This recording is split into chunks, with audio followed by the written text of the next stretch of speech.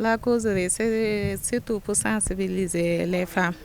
Parce qu'on a constaté ici à Ziguinchor, la plupart des femmes font le CPN tardivement. Ça nous complique le travail.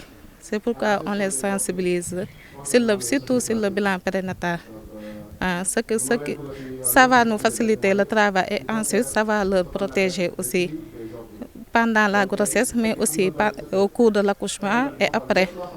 Pour le bon, surtout en général, c'est pour le bon suivi de la grossesse. La situation de la plupart des femmes qui souffrent de ces pathologies, des fois on a des ONG qui nous appuient. Si la femme, par exemple, si la femme souffre de l'hépatite B, il y a un ONG qui va prendre, si l'hépatite est positive, on va lui refaire une autre analyse. Et si ça devient positif, on va la référer.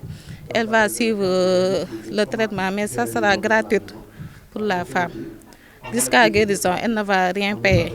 Mais je pense que c'est l'information que les femmes ne savent pas ou bien. Elles ne sont pas aussi nombreuses ce cas, mais des fois on a des femmes qui souffrent de cette pathologie, mais on va prendre en charge le traitement et les analyses aussi.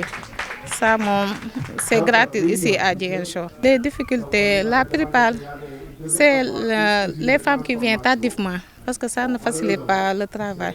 Le fait de venir au 3e CPN, 4e, des fois tu as la tension, tu ne le sais pas. Hein?